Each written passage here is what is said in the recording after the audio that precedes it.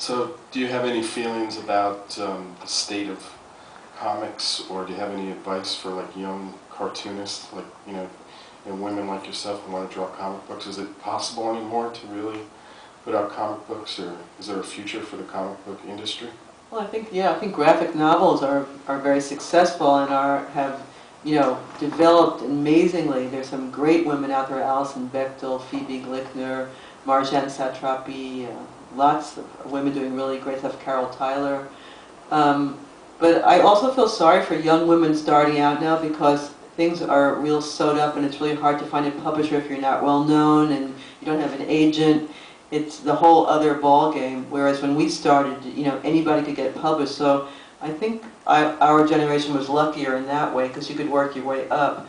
And now I don't know how young people get started, how they live, how they pay rent in New York and big cities, and how they manage to establish themselves and go on to get their work published. So I think there's a lot of good work out there, but I think it's harsher and harder, and the economics of the situation is really, really more difficult now. And publishing is, a dying empire in general, because I don't know how much longer books will even exist. I don't know. I hope they will, but so I think that they're up against it now.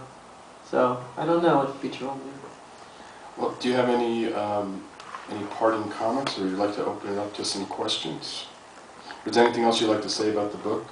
It's 40 years of your work drawn together. It's pretty one thing I'd incredible. like to say about this book is that I think in the end it's a love story.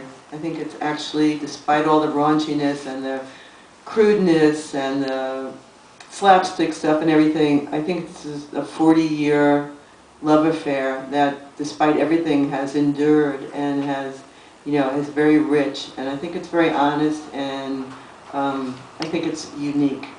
So hope you enjoy it. And if you have any questions, feel free. Going back to kind of what you were saying at the end there about how it's become a lot more difficult for young people maybe to get their work published and getting into the sort of system, so to speak. I'm curious, because both tonight and in other interviews and things you've talked about, certainly Robert, like being first at doing this or the only ones to do that. How are you guys sure of that historically? Like, there might be people out there who've done it, just didn't get their work published or didn't get it out there. And has anyone come to you and been like, oh no, we did this too? No, no one has, and I can't know everything. Yeah. All I can tell you is that there's not. We've looked. Friends have looked. We're very aware of historical comics. We're pretty knowledgeable about what's out there and what's been published. And we've never found anything. We always look for it because we're curious. It's not like we want to say, oh, we're the only ones, but we have not found.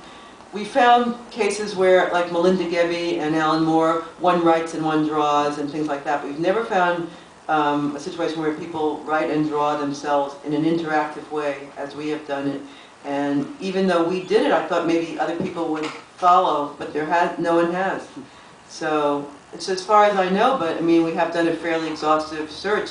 If you ever find it, get it to me. I'm really curious to see what someone would do. So. Anybody else? I get a two-part question about France. I'm just curious, one, why did you decide to move to France? Had you visited a lot of times? Were you fluent French before you got there? And why was that, out of all the places to live, including in Europe, why did you choose that? And two, how is the audience different from America, where I know that you and Robert are very popular here, but it seems like, France, obviously they used to publish the metal, heavy metal magazine. They have a lot of reverence for their talented artists there. Is it more of a respect as far as like just, from a young age to older to respect the artists? Okay, two-part question. First of all, we moved to France because of Laura Fountain, who's right there, our agent, because she was living in Paris. And I went over and house sat for her and spent time in Paris and brought my daughter there, and I really liked being there with my daughter, and I decided that I wanted to take my daughter out of America for a while and live somewhere else, that it would be a good challenge. And because Robert and I can live and work anywhere, I thought, why not? And I really did want to get out of America for a while at the time. So we moved over and we got an old house and decided we would fix it up and live there for a few years and then have a family meeting and decide what we would do. And after a few years, we decided to stay.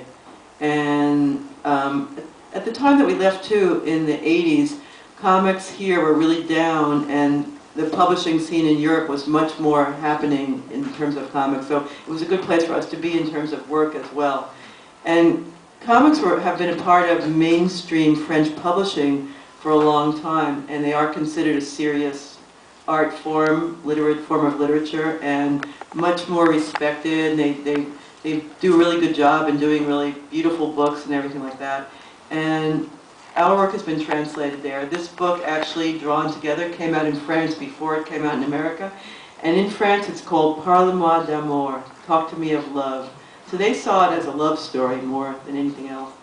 And, you know, there's a lot of beautiful books, comics and graphic novels published in France. And I do think it's like they're more widespread in terms of having an influence on the culture.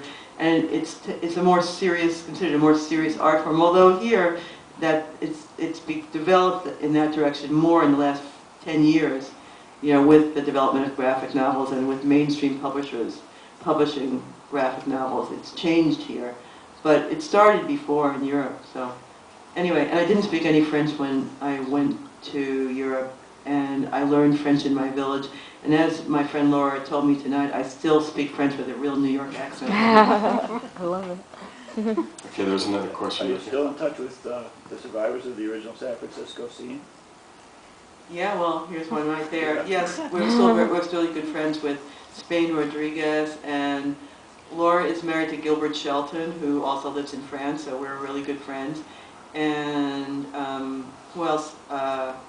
Well, some people are no longer with us. Victor Moscoso we're still in touch with, and Spiegelman's. Art the Spiegelmans, and Bill Griffith, Diane Newman, who else? Klaus. Daniel Klaus.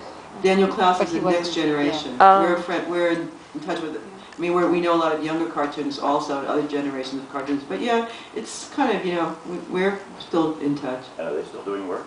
Mm-hmm. Yeah. Yeah. So, you know. Any other questions? Yeah, you talked about leaving Long Island and how glad and all, but would you say something about what it is you left and why? Why I What left. was there that you Fled moved from? again, and how that sort of influenced your work?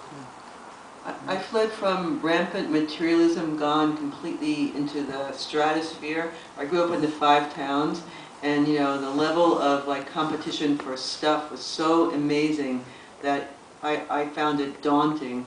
You know, every single friend that I had in high school had a nose job. I'm the only one of the 15 girls that left that school with my nose intact. You know, it was like such an extreme version of that worst, most upward striving, crass, materialistic thing that it blew my mind as a kid and always. You know, maybe I have an artistic soul, I don't know what it is, but I always thought it was just a horrible atmosphere. And I thought the people were pretty mean. And I felt really alone there. And even though I should have been one of them, I had everything the same as them, I just never felt like one of them, you know, and I've been happier since I left there. Although I love my family, and there's individual people that I love, in general, as a cultural milieu, for me, it was a really difficult place. Yeah, your work schedule, your work day, do you have a regular schedule? Do you have a room of your own? How do you structure your work? I have 2 rooms of my own. I have lots of room, but I'm really undisciplined. I have an art gallery in my village. I do a lot of work through the art gallery, helping other artists show their work and making money, because there's a lot of poor artists around there. I also teach yoga 3 days a week, and I study yoga as much as I can wherever I can. I go to Jiva Mukti when I'm here, and I work in spurts, you know, of obsessional spurts. I'm not a person that works every day. And you have your grandchildren. And I have 2 grandchildren I spend a lot of time with, too. I'm a very participatory grandparent.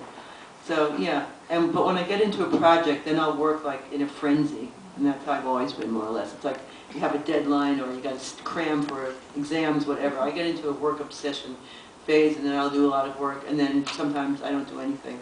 So that's me. It's not, I don't recommend it.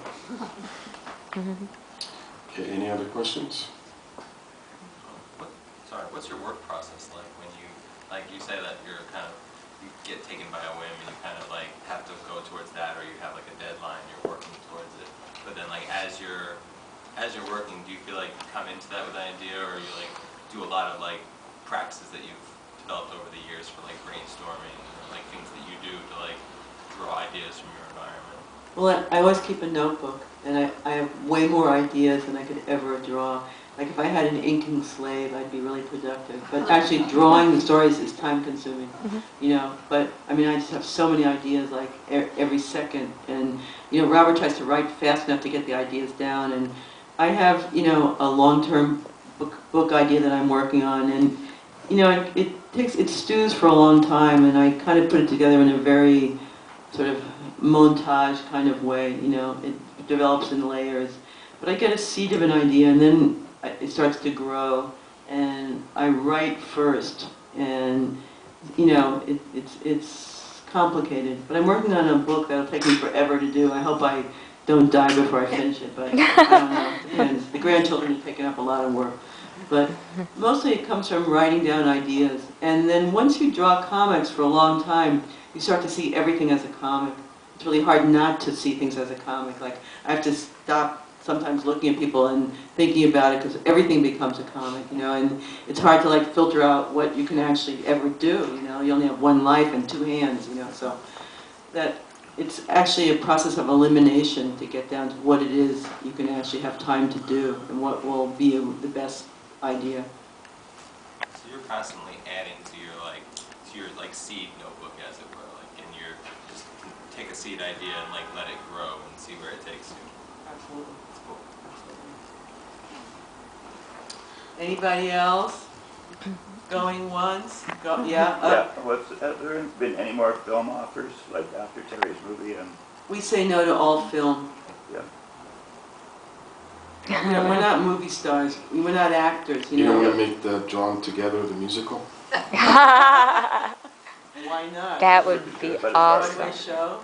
Broadway show? Yeah. No Wonder Warhawk movies, or That's not us, that's her yeah, husband. I know. But No, as far as based on the work, not on the people. Robert hates Hollywood. He doesn't have anything to do with it. You know, he's becoming crankier and crankier. He's like, you know, more and more like cranky Mr. Natural as he gets older. No, he's not doing it. What about music? You were playing some of the Confessions documentary? Not me. Oh, I'm like a trained chimp on that. I play 4 chords on the guitar, but I don't play too much. But Robert plays with John and Eden. They play a lot, and they come into France in the summer, and they played a lot this summer. It was great. And he does their CD covers, and John has to be like an indentured record servant to make up. It's a living.